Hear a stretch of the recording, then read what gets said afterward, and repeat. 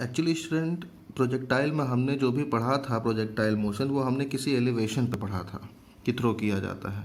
अब हम ये मान के चलेंगे कि ऑब्जेक्ट को किसी हाइट से, मान लीजिए हाइट कितनी है, h है, तो h हाइट पे ऑब्जेक्ट है और वहाँ से इसको हॉरिजेंटल डायरेक्शन में, यानी हॉरिजेंटल वेलोसिटी कितनी है, u मान लीजिए, तो हॉरिजेंटल वेलोसिटी u से थ्रो किया जाता है, तो ऑब्जेक्ट ऐसे जाएगा प्रोजेक्टाइल और फिर ऐसे डाउन होगा।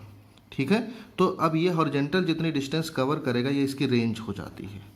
टोटल कितनी हो जाती है, रेंज हो जाती है। और प्रोजेक्टाइल जितना टाइम लगाएगा यहाँ तक गिरने में, यानी जितनी देर वो हवा में रहा होगा, वो टाइम इसका टी हो जाता है। ठीक है, इतना याद रखिएगा।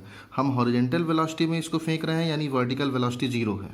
वर्टिकल डायरेक्शन में जो वेलोसिटी है वो कितनी है, जीरो है। याद रखिएगा, वर्टिकल डायरेक्शन में इनिशियल वेलोसिटी कितनी हो गई, जीरो, और हॉरिजेंटल डायरेक्शन में वेलोसिटी हमने u मान लिया। मान लीजिए ऑब्जेक्ट थ्रो करने पर किसी एक पोजीशन पे इसका कोऑर्डिनेट है x, y, किसी एक पोजीशन पे p पे मान लीजिए।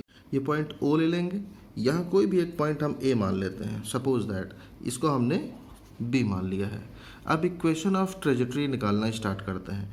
तो पहले हम वर्टिकल डायरेक्शन लेते हैं।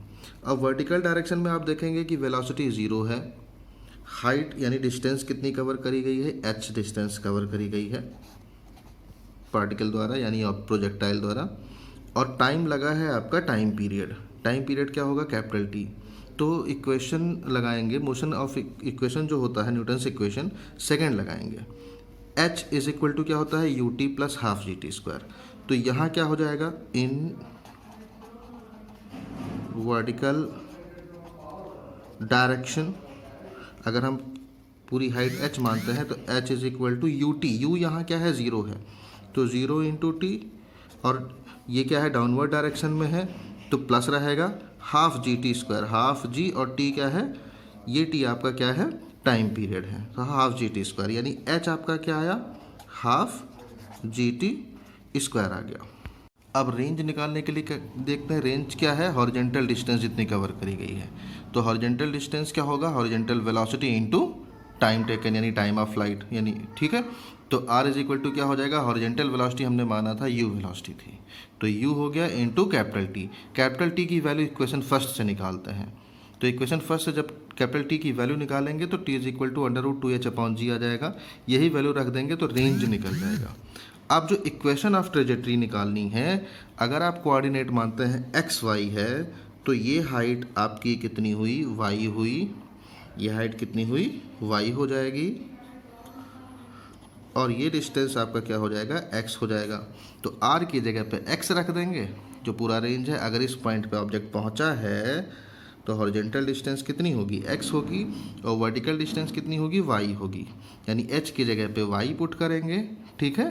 तो और आर की जगह पे क्या पुट करेंगे, एक्स पुट करेंगे। तो इसी इक्वेशन में अगर आप देखें तो एच की जगह पे कितना आएगा हमारा, एच की जगह पे क्या आएगा, वाई आ जाएगा, वर्टिकल वेलोसिटी है, वर्टिकल डिस्प्लेसमेंट है, और वाई की वैल्यू कितनी हो जाएगी, हाफ जी टी स्क्वायर।